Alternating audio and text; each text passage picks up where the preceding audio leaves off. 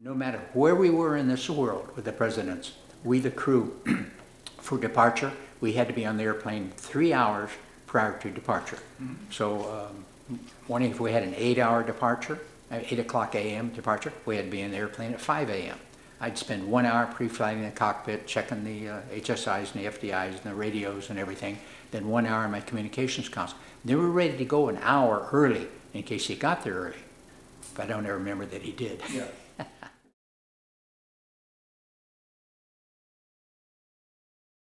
The president pays the basic cost of the airplane. All the food, we all pay for our food. We're on per diem. I pay for my meals on the airplane. I don't pay for coffee or a glass of milk or something like that. But there's a lot of times I can't eat my meal because I'm so busy typing messages and running phone pay. A lot of times I've handed my meal back to Charlie, who's right behind me. He cooks for the cockpit, communications, and the president. He's the chief of stewards, like I'm chief of communications. Okay, so I hand him back my tray. One time, I saved a piece of pie to eat later or something, you know.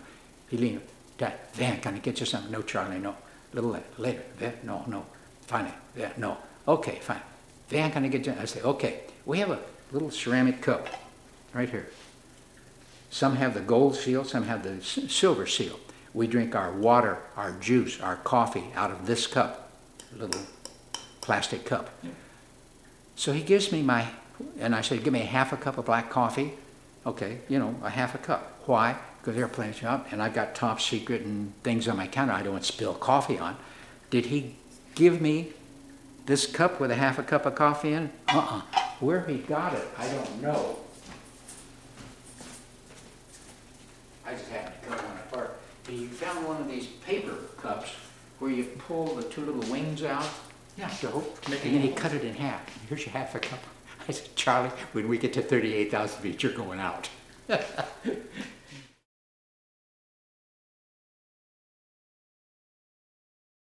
Kissinger was kind of like the guy that goes ahead, kicks the door open. Then Nixon would come afterwards. Okay, take China, for instance. I was with Kissinger. When we landed with Kissinger, we were the first Americans to land on China soil in 35 years. Now I've been to China 27 times. But anyway, then we took Department of Defense people over to work things out. We took White House communications people over to set things up, communications and all that kind of stuff. Then Nixon's first trip was my fourth trip. And just as we taxied up and stopped, the chief pilot got out of the seat and Kissinger jumped up into the seat. He opened the window and then waved. The Chinese thought Kissinger had flown the airplane in.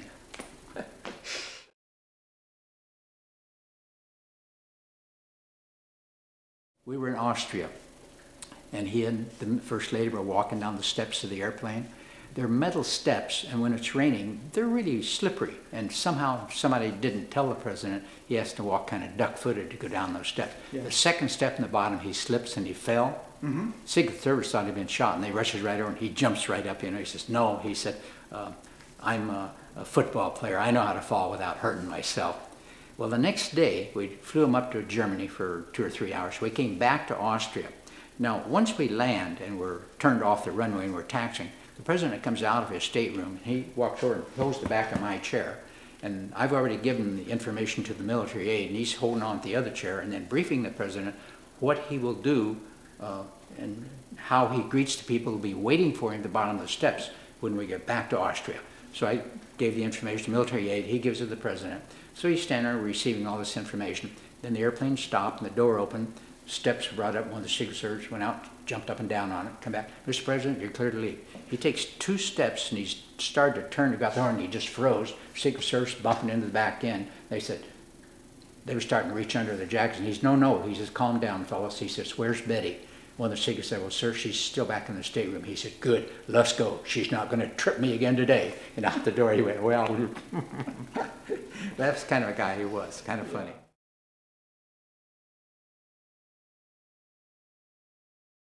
When Carter came into office, he saw, well, a young airman brings us an air conditioning unit. We're sitting on the airplane and water's running down the back of our necks. We take paper towels and stick them, keep our shirts clean. Okay, so then an airman brings us an air conditioning unit. Oh, heaven, you know, air conditioning. So we give him a pack of cigarettes with the presidential seal, we give him a matchbook, presidential seal. Carter said we were giving thousands of dollars a month away off that airplane. And so one day the guys from the Crown, the White House switchboard, they said, hey Van, Carter's sending 4 trucks down to the hangar to take all the gratuities away. And those 4 trucks came, and but not before I got an item or two. Yeah.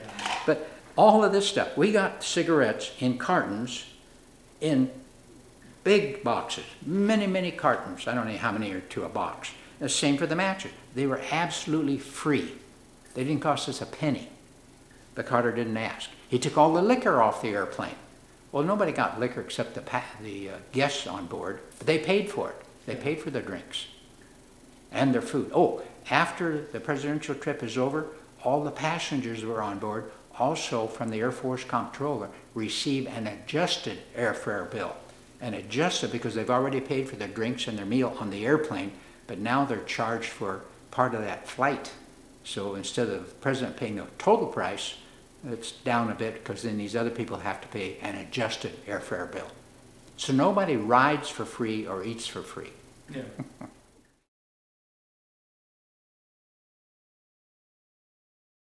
Whenever a brand new president comes into office, he has to hire a new staff. And this is usually between 6 and 8 people, normally. So Reagan comes into office. So he finds one guy, he finds another guy for his staff. So now he's got 2 guys on his staff. Now he's still looking for some more. Okay, so he finds a guy, so he brings him in. Where are these 2? They're not there anymore. The missus didn't like him, she fired him. Oh. She was the power behind the throne. Yeah.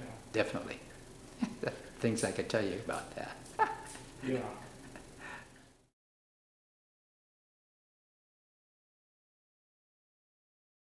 Well, take a picture of the gentleman when he goes in office and take a picture of him when he leaves the office. You can see the stress.